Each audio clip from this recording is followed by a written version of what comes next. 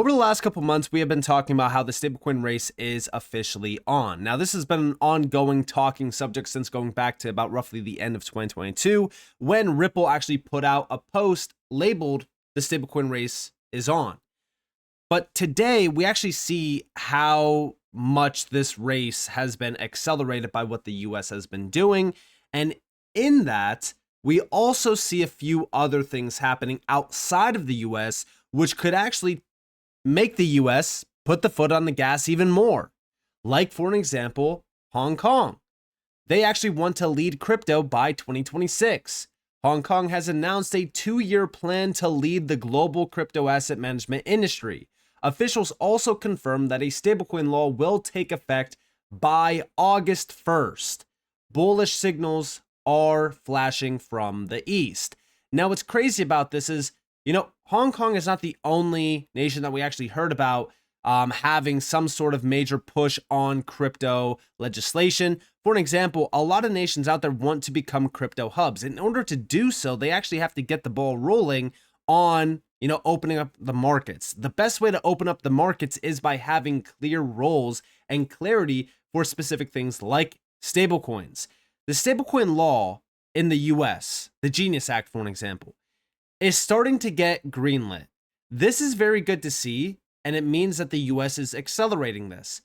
But at the same time, in doing so, it's putting a lot of pressure on these other nations, which is why Hong Kong wants to start leading here. This is only going to make the US move even faster, which I'm very excited about. Now, we already know that August is also the time frame in order to get this stablecoin bill passed fully, on top of a market structure bill, which we're going to talk about. But it's official, right? We're starting to see, the regulatory race intensify. We love to see that. On top of that, we continue to see crypto in the US get the green light. For an example, we have over here from the US Director of Federal Housing, "We will study the usage of cryptocurrency holdings as it relates to qualifying for mortgages." This is actually a very big deal, okay? Because there's a lot of individuals out there that have massive crypto holdings, but continue to get turned down for, certain things like they don't qualify for. And what's crazy about that is if these places did look at crypto holdings, they would qualify. So this is actually very exciting to see. And I think that this is actually a very bullish sign of the US market really opening up to crypto. Even over here, we have from Paul Grewal, the chief legal officer at Coinbase, saying, "Crypto as mortgage security, probably nothing." This means that we're starting to see the US engage on crypto a bit more. Crypto is starting to become, something that's taken a lot more serious. In the past, well, we already know how crypto has been, perceived in the past. It was enemy, number one for a bit of time there, right? But prior to that, meme coins, right? Crypto was some sort of joke. Oh, that's, just magic internet money, and that's just this or that.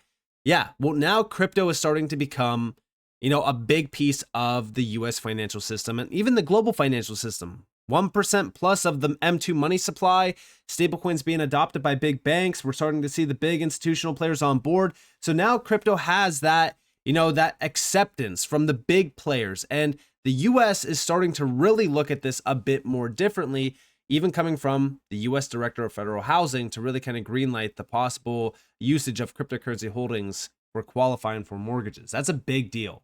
Now, on top of that, we also have over here from the VP Legal at Coinbase, "A privilege to appear before Senate banking as they begin work on bipartisan market structure leg for digital assets. Less than a week after passing the Genius Act in a historic bipartisan vote, I'm encouraged to see the House and Senate prioritizing this issue and to see lawmakers from both parties working together. Customer protection, innovation, and econ opportunity transcend party lines." And yeah, this is very exciting to see, because we're starting to see the US really put the foot on the gas and get things going. This is a very good sign of what's to come. On top of that, again, from Paul Grewal, we need market structure legislation, not tomorrow, not in a week, not in a decade, now. Ryan Van Grack will make Coinbase's case to the Senate tomorrow. We are grateful for the opportunity. And yeah, listen, we need to get this done. Okay. We have been stalled for far too long on crypto. Okay. Under Gary Gensler and under the Biden admin, crypto was attacked. Like I said, it was enemy number one.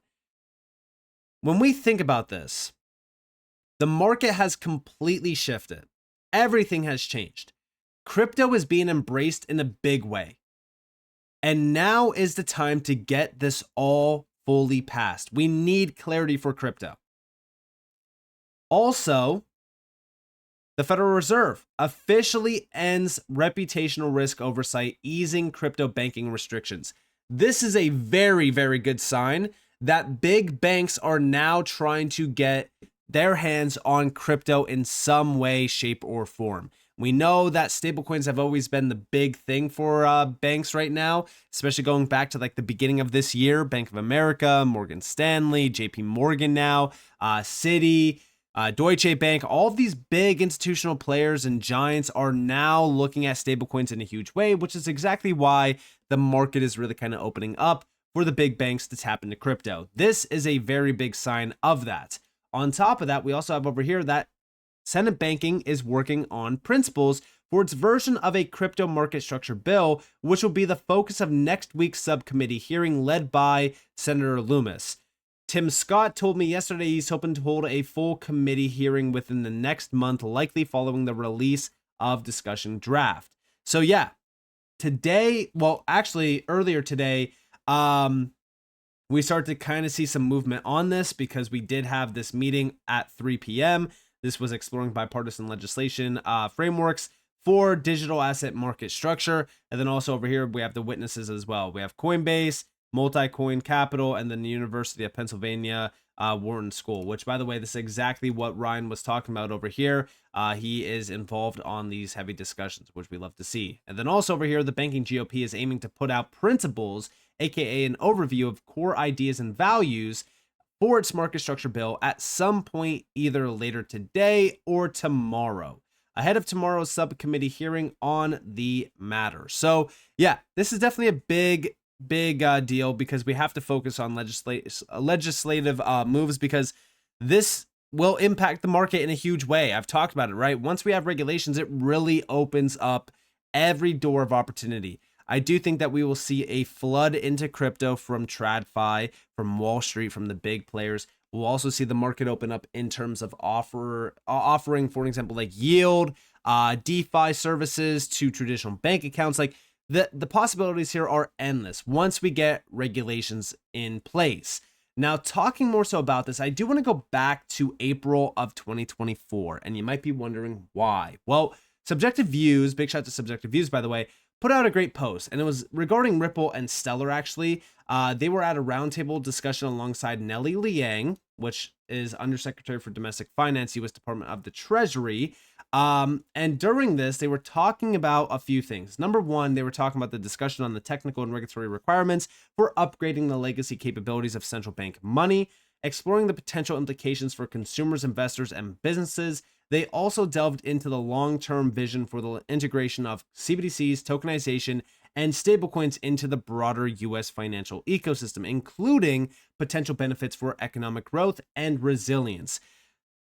Fast forward to 2025, and well, guess what? Stablecoins are now starting to be embraced in a big way from players like Scott Bessent. So when we think about that, right, Ripple was already at this roundtable alongside some big players as well, like, for example, Stellar. Circle was there as well, and I think Chainlink too. But when we think about this, Ripple has been involved in every step of the way. Now, the reason why I bring this back up is because of Nellie Liang, because recently Nellie was, well, talking about a few things, more so the stablecoin and market structure bill. This was a very big discussion because we already know that she's been involved in every single step of the way around integrating stablecoins within the US financial system with, of course, Ripple and Stellar. Buckle up, folks. I'm betting we'll see a stablecoin and market structure bill land on Trump's desk by August, and he did say that he would sign it as soon as possible. Check this out. Perhaps I can just start by asking, you covered a broad range of issues. One that we have worked on for years. It relates to digital assets, so I'm going to start there. One that we have worked on for years relates to digital assets. You've in the past expressed a view about the future of digital assets. You've introduced the bill stable. Now you have clarity. The Senate last week passed Genius. So just starting from a process point of view, from a procedure point of view, what's next for Congress, for the committee and then for Congress? Can you just give us an Assuming their enactment? Is it, or no, like how do we get to enactment?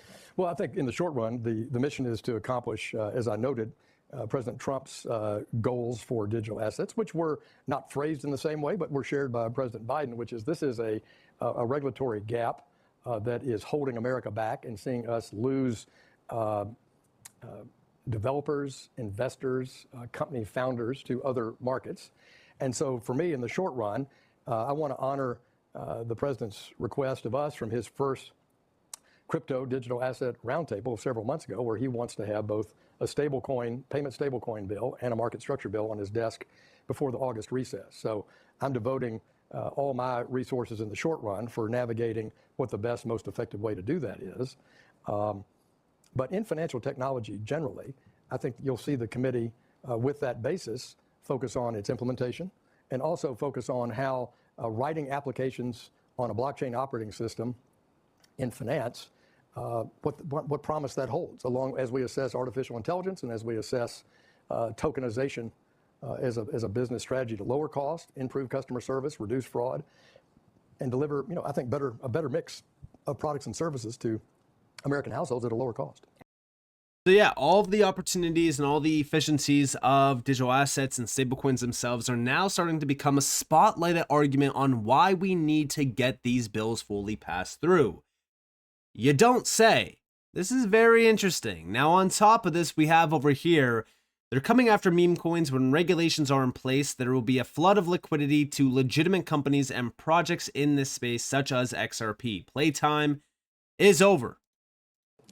The meme coin phenomena is ultimately a decision taken by the SEC under Chairman Gensler, not solely Chairman Gensler, but it was a decision taken at that time, deeming that they weren't securities, that they were non-security tokens, and it prompted a major issuance of things like meme coins.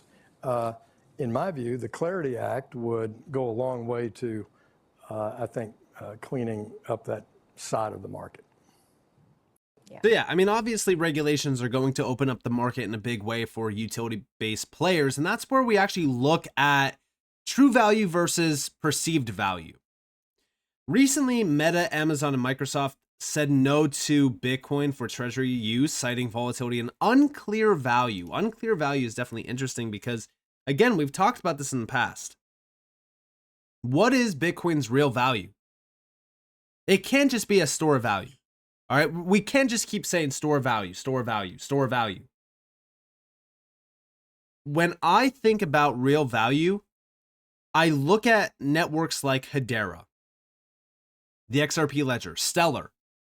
These are networks that we know have been utilized in big use cases and big POCs that have actually solved problems.